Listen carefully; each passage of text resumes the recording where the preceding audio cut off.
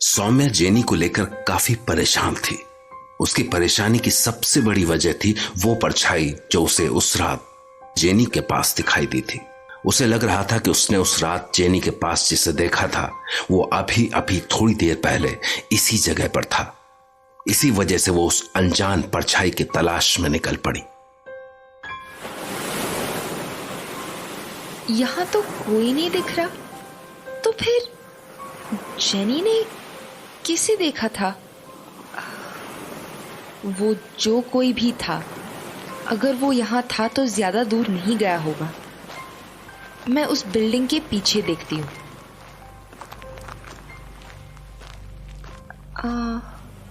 यहां भी कोई नहीं दिख रहा। स्ट्रेंज। मुझे वापस जाना चाहिए।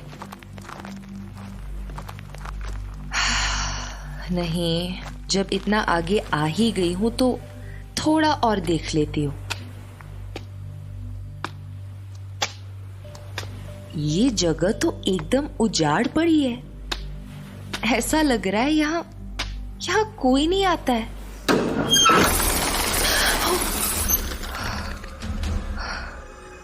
डर गई। कितना डरावना है ये। मुझे एक्चुअली वापस जाना चाहिए। हाँ, मैं निकल रही हूं। समझ नहीं आ रहा ये क्या हो रहा है।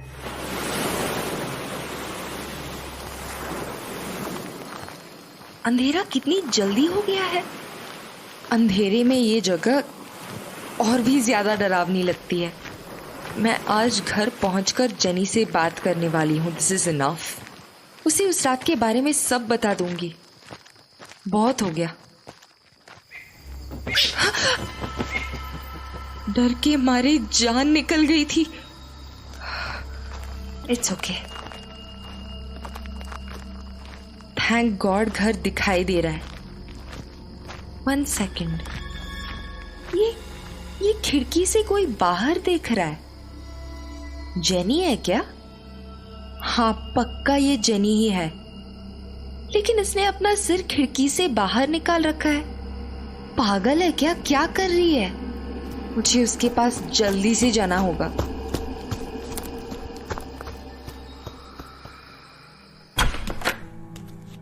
Jenny, Jenny, Jenny, what are you doing? ऐसे खिड़की से बाहर क्या देख रही है? Jenny, Jenny, what is this? ये नींद में है क्या? लेकिन इतनी जल्दी? अभी अभी तो बाहर से आई थी। जेनी, जेनी, ओफो, मुझे इसे अंदर करना पड़ेगा। जेनी, जेनी, अपना सिर अंदर करो। Jenny, jenny, push your head back. Jenny, jenny, oh my God, ये क्या था?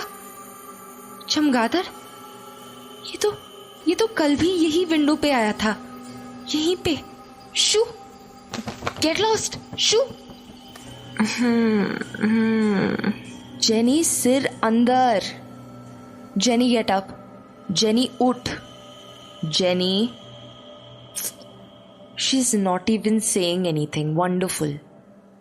Jenny, jenny. हाँ सौम्या। तू यहाँ खिड़की से बाहर क्या देख रही थी? जेनी, जेनी, क्या देख रही थी? तूने खाना भी नहीं खाया होगा, करेक्ट? Very good. चल खाना तो खा ले। Let me sleep. मुझे भूख नहीं है। Jenny, no. जेनी, जेनी, अरे यार, ये क्या हो रहा है? Okay fine. जेनी, ना गो टू बेड। वो तो कर सकती है ना? Go sleep. Good night. What is this?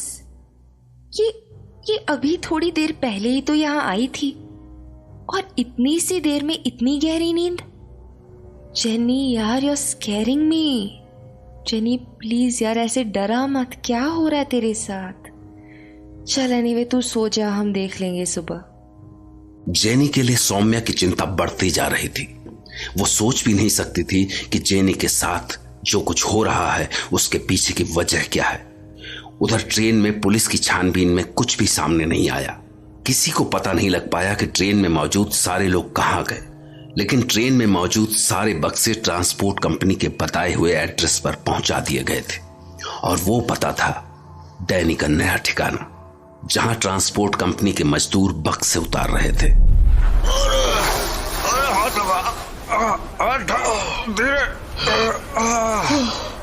अरे भैया, गेहूं से लेकर सीमेंट तक कुत्तों का वजन उठाया है, लोहे के भारी बक्से भी उठाए हैं, लेकिन इतना पसीना आज तक नहीं बहाया है। आखिर भरा क्या है इनमें? राम, ऐसा लग रहा है पत्थर भर के रखे हुए हैं, इतने भारी बक्से। आज तो शाम ही हो जाएगी इनको उठाते उठाते। सुना है किसी सेठ ने खरीदा है ये इमारत। इस उजाड़ी इमारत को खरीद कर कोई क्या करेगा? अब करने दो जो करना हो, हमारा जो काम है इसका बढ़िया पैसा मिल रहा है, बाकी अपने को क्या।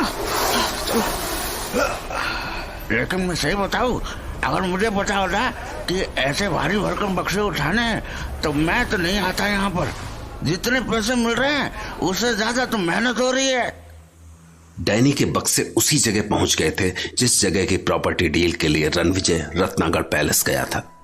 बेचारा रणविजय, उसे तो खबर भी नहीं थी कि मुंबई में क्या चल रहा है।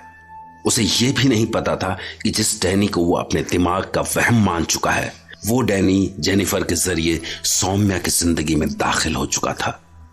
जेनी की हालत देखकर सौम्या की चिंता बढ़ती जा रही थी। आज वो अकेली समंदर के पास बैठकर अपनी डायरी लिखने लगी। आज जेनी को कुछ काम था डायरी, इसलिए मैं अकेली यहाँ समंदर के पास आ गई। पता नहीं लाइफ में क्या चल रहा है, रणविजय की कोई खबर नहीं आई है और इधर जेनी के साथ भी कुछ गड़बड़ चल रहा है। पिछले 2 दिनों से इसने ढंग से खाना भी नहीं खाया है। जेनी का चेहरा पीला पड़ने लगा है। समझ नहीं आ रहा है कि अचानक से उसे क्या हो गया है। मैंने कल रात को भी उसकी गर्दन के पीछे वो निशान देखे। मुझे यकीन हो गया है कि वो निशान उस रात को पिन चुभने की वजह से नहीं हो सकते हैं। मैंने कई बार सोचा है कि जेनी को उस रात को दिखी परछाई के बारे में बता दूं, लेकिन हर बार न जाने क्या सोचकर मैं रुक जाती हूँ। शायद मैं ही डर रही हूँ डायरी, पता नहीं ये मेरा वहम है कि नहीं, आई डोंट नो। असल में मैं उसे और ज़्यादा परेशान नहीं करना चाहती हूँ। आंटी की तबीयत भी ज़्यादा ठीक नहीं है, उनकी हार्ट की प्रॉब्लम ज़्यादा बढ़ गई है। शायद उन्होंने जेनी को भी नहीं बताया है। ओह गॉड, प्लीज़ हेल्प अस। मैं क्या करूँ, कुछ समझ में नहीं आ रहा। सौम्या, जेनी, ये इतनी एक्साइटेड क्यों लग रही है? उसके हाथ में क्या है? कोई लेटर या एनवेलप लगता है। सौम्या, रणविजय का लेटर आया है। क्या? अरे रणविजय का लेटर आया है। ओह माय गॉड, वो ठीक तो है ना? He is okay right? ये ले। गॉड प्लीज वो ठीक हो, God please. Dear Saumya, sorry, बहुत दिनों से मैंने अपनी कोई खबर नहीं दी। हाँ आई नो डफर, क्या करूं, वजह कुछ ऐसी थी, लेकिन अब मैं बिल्कुल ठीक हूँ। ठीक हूँ मतलब कुछ हुआ था। ओह गॉड।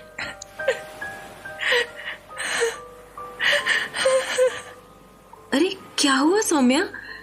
सब ठीक तो है ना? आई डोंट नो, कुछ समझ नहीं आ रहा है। वो सूरत सिटी हॉस्पिटल में है। व्हाट? हॉस्पिटल? क्या लिखा है लेटर में? सौम्या हॉस्पिटल में है। अरे तू लेटर मुझे दे। डियर सौम्या, मेरे साथ कोई एक्सीडेंट हुआ था जिसकी वजह से मैं यहाँ हॉस्पिटल में एडमिट हूँ। यहाँ डॉक्टर ने अभी मुझे ट्रैवल करने से मना किया है, इसलिए मैं ये लेटर लिख रहा हूँ। तुम चिंता मत करना, तुम्हारा रणविजय। ये रणवीर जी के लेटर के साथ एक और लेटर है। ये किसने लिखा है? डियर सौम्या, मैं डॉक्टर संध्या गोस्वामी। सूरत सिटी हॉस्पिटल में जब रणविजय को लाया गया था तब एक्सीडेंट की वजह से इसे कुछ याद नहीं था, लेकिन अब इसे सब याद आ गया है। अभी इसे पूरी तरह रिकवर होने में कुछ टाइम और लगेगा। ये तुम्हें काफी मिस करता है। इसने बताया कि तुम दोनों की शादी होने वाली थी। मुझे लगता है कि अगर तुम हॉस्पिटल में रणविजय के साथ रहोगी तो ये जल्दी रिकवर हो जाएगा। इसलिए मैं चाहती हूँ कि तुम यहाँ इसके पास आ जाओ। डॉक्टर संध्या गोस्वामी। जेनी, मुझे रणविजय के पास जाना होगा, उसे मेरी जरूरत है। I have to go. हाँ सौम्या, तुझे आज ही वहाँ के लिए निकल जाना चाहिए। लेकिन जेनी, तू यहाँ अकेली और तेरी हालात भी ठीक नहीं है। I can't go. मैं क्या करूँ? मैं सही हूँ सौम्या, मम्मी है ना यहाँ, और रुद्र आ जाएगा। मैं उसे कह दूंगी। तू जा, रणविजय को तेरी ज्यादा जरूरत है। Jenny, I can't. सौम्या, ऐसे मत कर, तुझे रणविजय को संभालना है। ओके, घर चलते हैं।